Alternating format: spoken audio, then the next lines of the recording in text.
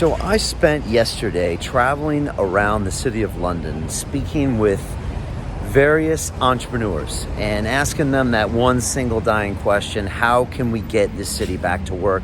How can we get our economy back? And I'll talk about why this is so important to me shortly. First, I met with a guy named Simon Woodruff, who was 30 years in the entertainment business. He created a restaurant here called Yo Sushi, which was just a massive, innovative chain of retail.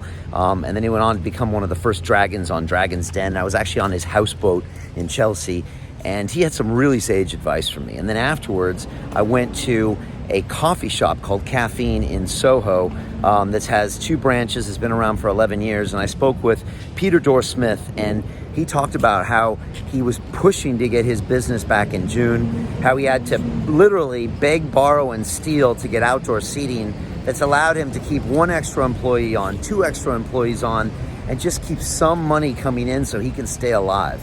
And they were both frustrated by one thing: a lack of leadership. There was nobody leading from the front, out in the field, speaking with these people, trying to find solutions. And the only way they got results, especially Peter, was to get out there on his own IGTV and walk up and down the streets. He contacted news organizations, and finally, the local council gave him a few seats outside, and it ended up working really well for business. But now he says he still can't get answers if he can keep those out there.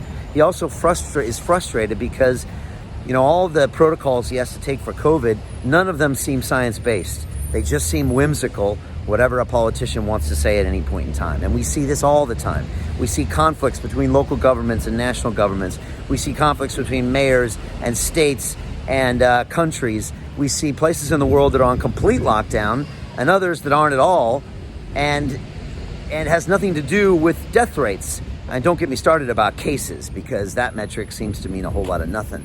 And so this is the real frustrations, but these are real people with real businesses. And the most important thing I want to talk about is the mental health aspect, because, this guy almost had tears in his eyes when he's talking to me, he said, Brian, I got to lead these people every day. He said, do you know what it's like when there's no business? He said, everyone gets depressed. I have to lay people off. They're scared of the COVID. He's like, I got to come in every day and keep my head up high just to keep barely paying their salaries. And he said, no one seems to care.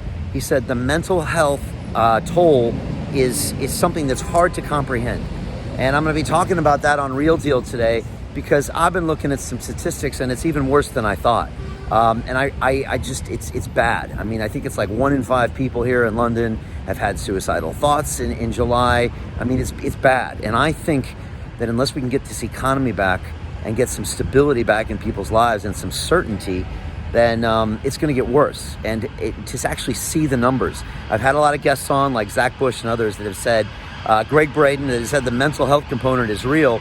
But to actually go and speak to these businesses, it really hit home for me. And also it hit home that no one is doing anything in London about it. No one cares. No one is actually out there talking to business people and making it happen. So it frustrated me, but also it gives me some ideas where we can really try to get this word out. And also something simple as providing businesses outdoor space, removing some on-street parking, giving them those chairs. That'll even work into the winter. It can literally save businesses, which will save the culture of London. Every worker you employ spends money with other people. And this is a real issue that I want to be exploring a bit more. So there you go. Again, a bit frustrated with the lack of management and the lack of leadership in this city. And I want to get out there and have more conversations and see if we can get this stuff on topic. The crazy thing is that media works. It actually gets governments to get off their butts and do things. So we're going to keep pushing this. I would love to get your comments below and tell me if this is happening in your city. Are you frustrated as a business owner? Is there any suggestions you have on how we could put some ideas out there to get better? Again, London Real has always been a marketplace of ideas. I have everybody on to give me the best idea so we can choose the one that's going to help us all the most from any point, an economic point, a business standpoint, mental health, physical health. So that's what I've been doing. I hope you've been enjoying these. We're going to drop these interviews. Hopefully I'll be doing some on Real Deal today, and I'll get the rest out so you can hear from real people on the ground, and we'll keep pushing. All right, stay strong out there. Stay healthy. Stay positive for that mental health, and we're going to keep putting this stuff out. All right, love you guys. Peace.